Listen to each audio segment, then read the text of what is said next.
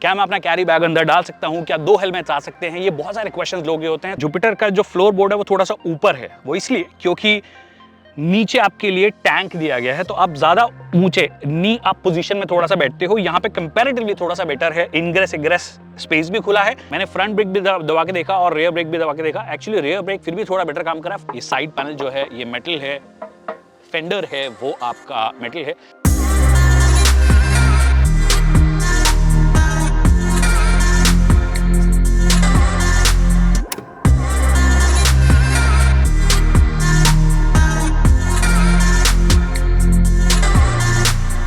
तो लगभग 50 किलोमीटर की राइड मेरी अभी तक हो चुकी है डेस्टिनी 125 की, जो कि इनका sort of new generation model है। एक्चुअली न्यू जनरेशन मॉडल है, 2018 में पहली बार आया था। लगभग 6 साल लगे नई जनरेशन लाने के लिए, क्योंकि सेगमेंट जो है वो थोड़ा हीटेड अप हो गया है। बहुत सारे प्लेयर्स आ गए, इनफैक्ट 110 में भी बहुत अच्छे अच्छे ऑप्शंस आ गए। थोड़े दिनों पहले हमने जुपिटर चलाई थी, आज मैंने चलाई है डेस्टिनी 125, जो कि मैंने कहा कि जनरेशन चेंज है। बट जनरेशन चेंज के साथ में क्या जो इसकी कुछ खामियां थी या फिर जो चीजें मिसिंग थी, क्या ये भरपाई उसकी कर पाए हैं, उसके बारे में आज हम बात करेंगे। नमस्कार खमागणी दिव्य सज्जनों, मेरा नाम है विकास योगी, आप देख रहे हैं ऑटो योगी, और आज हम बात करेंगे डेस्टिनी 125 के बिग पॉजिटिव्स और बिग नेगेटिव्स की।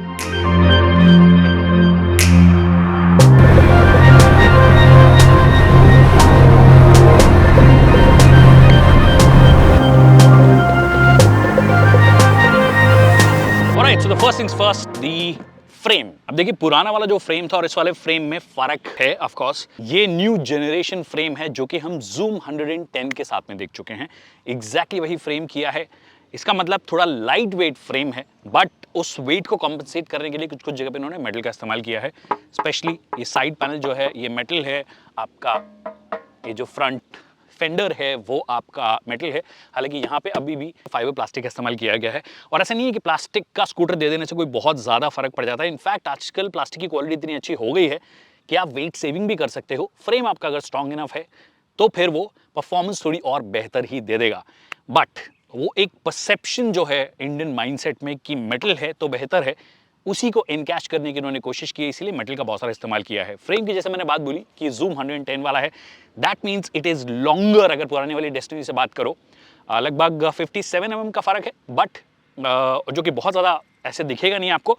बट एक चीज़ जिससे उससे हुई है कि यहाँ पे स्पेस जो है ओपन अप हुआ है। इनका कहना है कि लगभग 20 लीटर का जो पानी का बॉटल होता है वो आप कैरी कर सकते हो इसके अंदर, कैन जो होता है वो कैरी कर सकते हो इसके अंदर।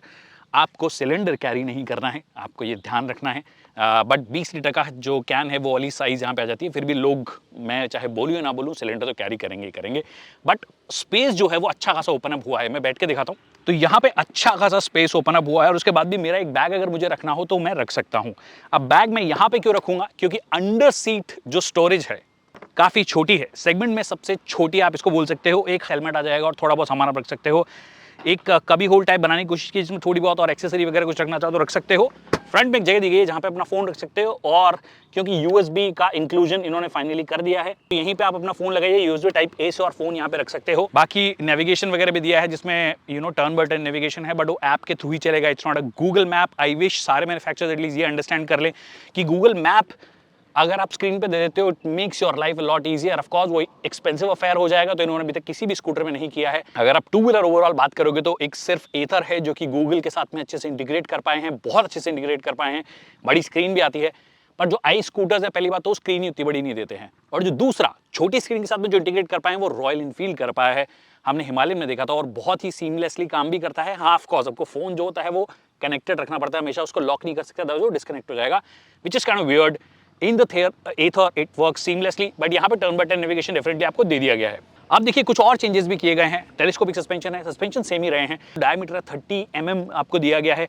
डिस्क ब्रेक का जो फ्रंट का साइज है 190 mm दिया है। पीछे अभी भी ड्रम ही है। आई विश थोड़ा सा पैसा और लेके डुअल डिस्क दे देते तो मजा आ जाता। वो ब्रेकिंग जो है वो और बेहतर हो जाती, क्योंकि ब्रेकिंग जो है वो मेरे को उतनी ज्यादा इंप्रेसिव नहीं लगी है। इनफैक्ट मैंने फ्रंट ब्रेक भी दबा के देखा और रेयर ब्रेक भी दबा के देखा। एक्चुअली रेयर ब्रेक फिर भी थोड़ा बेटर काम करा। फ्रंट ब्रेक जहां पे एकदम अचानक से कभी टर्न कर रहे हो, एकदम से आपने दबाया और टर्न करना हो, शार्प टर्न करना हो, उस वक्त उतना ज्यादा कॉन्फिडेंस इंस्पायरिंग नहीं है। ऑफकोर्स वो आगे और पीछे वाला ब्रेक एक साथ प्रेस होता है जिससे कि आप स्किड ना हो, तो वो टेक्नोलॉजी सभी ब्रांड्स अलग अलग नाम से बोलते हैं, ये भी अपना कुछ नाम बोलते हैं, जो नाम होगा मैं क्लियरली मेंशन कर दूंगा। बट हाँ, फ्रंट और रेयर जो ब्रेक्स हैं वो कॉम्बिनेशन में काम करते हैं, कंबाइंड ब्रेकिंग सिस्टम आप इसको बोल सकते हो। रेयर जो टायर है वो 100 सेक्शन का आपको दिया गया है, आगे वाला जो टायर है वो 90 सेक्शन का दिया है, 12 इंच के हैं। इनफैक्ट प्लेटफॉर्म को भी ये 12x12 ही बोलते हैं। अब अगर आप जुपिटर से डेफिनेटली कंपेयर करोगे तो जुपिटर का जो फ्लोर बोर्ड है वो थोड़ा सा ऊपर है, वो इसलिए क्योंकि नीचे आपके लिए टैंक दिया गया है, तो आप ज्यादा ऊंचे नी आप पोजीशन में थोड़ा सा बैठते हो। यहाँ पे कंपैरेटिवली थोड़ा सा बेटर है, इनग्रेस एग्रेस स्पेस भी खुला है, और नीचे है तो थोड़ा सा ज्यादा आप जमीन के पास में रहते हो, तो थोड़ा सा कंट्रोल जो है वो इसका मुझे एक्चुअली ठीक लगा है। स्टैंस, उसके लिए जो हैंडल बार है उसको थोड़ा सा ऊपर उठाया गया है। ओवरऑल स्टैंस जो है वो अपराइट आपको दिया गया है, जो जनरली फैमिली स्कूटर्स होते हैं उसके अंदर ये लोग बहुत ज्यादा देखते हैं, और वो चीज के मामले में आई डोंट थिंक कोई दिक्कत मुझे अभी तक लगी है, वो अच्छे से ये कर पाए हैं फॉर श्योर। तो अपराइट स्टैंस, आप अच्छे से पांव रख सकते हो। हाइट अगर मेरे जितनी भी हो तो देखिए दोनों पांव आराम से आ जा रहे हैं, कहीं कोई दिक्कत नहीं है। I'm about 5'6", I'm not a tall person, but अगर आप लंबे हो तो भी आई डोंट थिंक दिक्कत होगी। इनफैक्ट दिक्कत उनमें ज्यादा होती है जहां पे फ्लोर बोर्ड जो होता है आपका थोड़ा सा ऊपर होता है, जैसे कि जुपिटर में किया गया है। बट इसका एक नुकसान जो हुआ है इनको वो ये कि ये बूट में बहुत ज्यादा जगह नहीं अपनी क्रिएट कर पाए हैं। बूट इनफैक्ट इनका, जैसे मैंने बोला कि सेगमेंट में सबसे छोटा आप बोल सकते हो। बूट कैसे आप ओपन अप करते हो, बेसिकली अगर आपने टैंक जो है फ्यूल टैंक उसको अगर यहां पोजीशन कर दिया है तो फिर आप पीछे की साइड में थोड़ा सा और स्पेस क्रिएट कर सकते हो। पीछे की साइड अगर मैं देखूंगा तो यहां पर इनका फ्यूल टैंक है, बैटरी मोस्ट लाइकली इन्होंने आगे लगाई है, बट पॉइंट ये है मोटे मोटे तौर पर कि यहां से स्पेस ओपन अप करने के लिए आपको फ्यूल टैंक की पोजीशन को चेंज करना पड़ेगा, जो कि इन्होंने नहीं किया है। I wish they would do it, क्योंकि पूरा परसेप्शन का गेम होता है स्कूटर में, जितना सामान लेके जा सकते हो, क्या मैं अपना कैरी बैग अंदर डाल सकता हूं, क्या 2 हेलमेट आ सकते हैं, ये बहुत सारे क्वेश्चंस लोग होते हैं। तो अनफॉर्चुनेटली आप इस वाले स्कूटर में वो नहीं कर सकते हो। बट कुछ कुछ चीज अच्छी है, सीट्स जो है बहुत कंफर्टेबल है, कुशनिंग बहुत अच्छी कुशनिंग आपको दी गई है। If you are somebody who likes little bit stiffening, मतलब जो थोड़ा बहुत स्टिफ आपको सीट चाहिए होती है, जो कि लंबा चलाते हो तो आपके लिए बहुत ज्यादा हेल्पफुल होती है। शहर में चला रहे हो तो इतनी कुशन भी आपके लिए एक्चुअली चल जाती है, बहुत ज्यादा कुशनी भी नहीं है पर बहुत ज्यादा टाइट भी नहीं है। बट अगेन स्कूटर आप शहर में ही चलाते हो, मोस्टली जो एवरेज एक स्कूटर ओनर है वो लोग 30 से 40 किलोमीटर चलाता है, और उसके लिए आई डोंट थिंक अनकंफर्टेबल है। इनफैक्ट अगर पिलियन भी बैठ रहा है, सीट पहली बात तो सीट 765 mm की हो गई है, सीट बड़ी हो गई है, ब्रॉड भी काफी है, 2 लोग आसानी से इसमें बैठ सकते हैं। और अच्छी बात, अगर आप ZX या ZX Plus ले रहे हो तो ये बैकरेस्ट जो है आपको स्टैंडर्ड मिलेगा। अगर आप इसका नीचे वाले वेरिएंट में जाते हो VX में तो वहां पे आपको मिलेगा नहीं, वहां पे शायद एज एन एक्सेसरी ये लोग ऑफर कर देंगे। फ्यूल टैंक का पोजीशन है वो पीछे कर दिया है, जैसे मैंने बोला कि फ्यूल टैंक यहीं पर ही है तो इन्होंने यहीं पे कर दिया। इनका जो लॉजिक है कि इन्होंने आगे क्यों नहीं किया, इन्होंने बोला कि हम बैटरी को और फ्यूल टैंक को थोड़ी दूर रखना चाहते थे, पास में नहीं रखना चाहते थे for safety reasons. Now can you package it slightly better and probably उस वाली प्रॉब्लम को दूर कर सकते हो, डेफिनेटली आप कर सकते थे, बट इनका कहना है कि हम इनको दूर दूर रखना चाहते थे। फ्यूल टैंक का साइज थोड़ा सा बड़ा किया है, एग्जैक्ट कितना है मैं क्लियरली मेंशन कर दूंगा, बट पहले 5 लीटर आता था, उससे थोड़ा सा ज्यादा और अब आप फ्यूल डाल सकते हो, और ईजी है एक्चुअली, कन्वीनियंट है अगर आपको फिल करवाना हो, बट फ्यूल डलवाते वक्त आपको वैसे भी उतरना ही पड़ता है। तो अब फाइनल चीज़ों की बात कर लेते हैं जो कि सबसे इंपॉर्टेंट है।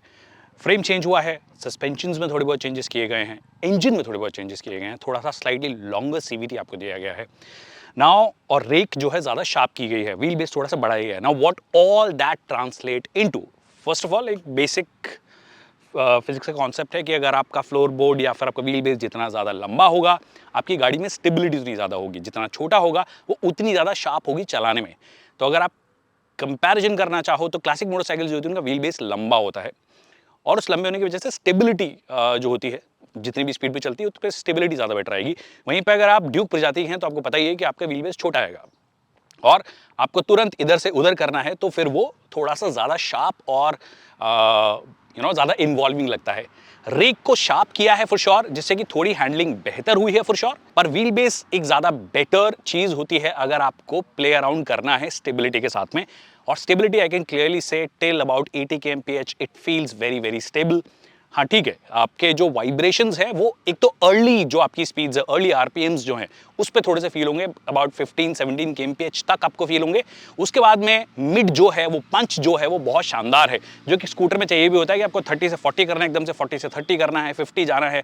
इनफैक्ट ईजिली आप 80 तो ऐसे मस्ती में टच कर दोगे। अभी हम थोड़े इंक्लाइन पे थे, वहां पर भी टच हो गई थी, but of course this is not the right representation, we are close to the sea level. Of course slightly जब आप ऊपर जाते हो तो थोड़ा सा स्ट्रगल जो होगा वो होगा ही होगा। क्या टॉप स्पीड हम टच कर पाए? एक्चुअली अगर आप लाइट वेट के हैं, मुझसे ज्यादा हल्के हैं, तो आप 95-96 ऑन द स्पीडो टच कर दोगे, that means about top speed इसकी अगर मैं मोटा मोटा 7-8% का एरर भी मानता हूं तो लगभग 90 के आसपास होगी इसकी। What I could touch is about 92 or 93 kmph with my weight and I'm not a light guy to be honest। तो मेरे हिसाब से भी मुझे अच्छी लगी। तो 80 kmph तक वेरी कंफर्टेबल। उसके बाद में थोड़ा पुश ऑफ कोर्स आपको लगता है। अच्छी बात है जो टॉर्क की एक तो स्प्रेड जो है बहुत अच्छी है, बट जब 80 के ऊपर जाते हो दैट मींस हायर आरपीएम पे आपको अगर टच करना है then you have to push it really hard to reach that level. वो चीज इसके अंदर डेफिनेटली आपको करनी पड़ेगी। बट मिड पंच जो है जो चाहिए होता है वहां पे ऑलमोस्ट फ्लैट टाइप का टॉर्क है आपका, ऑलमोस्ट फ्लैट टाइप का, जो कि आपको इन्वॉल्विंग लगेगा चलाने में। एक चीज जो काफी इंप्रेसिव है और वो है राइड क्वालिटी। मतलब on the bad roads regular जो रफ पैचेस आते हैं, even you are doing at about 60-65 kmph, brake मार रहे हो, एकदम से कुछ गड्ढा वड्ढा आ गया तो आपको बहुत ज्यादा अनसेटलिंग नहीं लगता है। दो लोग बैठेंगे तो आई थिंक और ज्यादा सफल होगी राइड, और ज्यादा बेहतर होगी मेरे हिसाब से, और पीछे वाले के लिए भी ज्यादा दिक्कत नहीं होनी चाहिए। But one area where they need to improve is the braking. मैंने इसके बारे में पहले ही आई थिंक टच कर दिया था इस वाले वीडियो में, but braking has to improve a lot. Disc brake बड़ा आपने दे दिया है जैसे कि आपने बोला, बट उसके बाद भी वो जो बाइट है वो नहीं आती है। 80 kmph पे जब आप ब्रेकिंग करते हो you don't get that confidence, वो कॉन्फिडेंस आएगा ही नहीं कि एकदम से रुक जाएगा। आपको थोड़ी प्लानिंग, प्री प्लानिंग थोड़ी सी करनी पड़ती है। तो ब्रेकिंग मेरे हिसाब से ज्यादा बेहतर होनी चाहिए थी। इनफैक्ट जो पीछे वाला ब्रेक है, जनरली आजकल क्या होता है आगे वाला ब्रेक ज्यादा शार्प होता है, इसका पीछे वाला ब्रेक ज्यादा बेहतर काम कर रहा है, आगे वाला उतना अच्छे से काम नहीं कर रहा है। तो ओवरऑल परफॉर्मेंस की बात करोगे तो एक फैमिली स्कूटर के हिसाब से डेफिनेटली काफी इंप्रूव्ड लगता है। एक स्पेस मैनेजमेंट और एक ब्रेकिंग, दो एरियाज हैं जिन पे डेफिनेटली काम करने की इनको जरूरत है। बाकी इल्यूमिनेटेड स्टार्ट स्टॉप मिल गया, डिजाइन लैंग्वेज जो है वो कंप्लीटली चेंज हो गई है। फ्रंट से यहां से थोड़ी थोड़ी आपको फसीनो लगेगी, और हम स्कूटर प्रदेश में हैं, मतलब गोवा में हैं, यहाँ पे स्कूटर्स लेके सब लोग घूमते हैं, तो ये जो एलिमेंट है ये काफी डिस्टिंक्टली नजर आता है कि थोड़ा बहुत इंस्पायर्ड लगता है। उसके अलावा कॉम्बिनेशन लगता है कि थोड़ा सा पुराना डेस्टिनी भी लगेगा, थोड़ा बहुत कुछ एलिमेंट्स जो इनके ईवी स्कूटर वाले स्पेशली जो पैनल्स हैं वो वाले आपको नजर आएंगे। पर लाइट ट्रीटमेंट फुल एलईडी मिल गया, फ्रंट में आपको हाई बीम हो, लो बीम हो, एलईडी डीआरएल्स मिल गए, आगे पीछे भी आपको एलईडीज मिल गई। तो वो सारी की सारी जो सुख सुविधाएं हैं जो आपको चाहिए एक स्कूटर में वो आपको मिल जाती है। कंफर्टेबल स्कूटर है, दो तीन एरियाज उनको इंप्रूव कर दें तो it will be a killer. एक और चीज से किलर हो सकता है और वो है pricing. I hope they become slightly more courageous this time around and undercut almost everybody in the segment, क्योंकि डेस्टिनी अगर चेंज करनी है ना तो वो वैल्यू प्रोपोजिशन से आती है, और वो वैल्यू प्रोपोजिशन तभी आएगी जब आप प्राइस को एग्रेसिव रखोगे। आई होप आपको वीडियो पसंद आएगा। वीडियो पसंद आया तो इसे लाइक करना और शेयर करना ना भूलिए। अगर कोई सवाल है जो कि रह गए हैं तो कमेंट सेक्शन में पूछ सकते हो, हम उसका जल्द से जल्द जवाब देंगे। Thank you so much people for watching this video.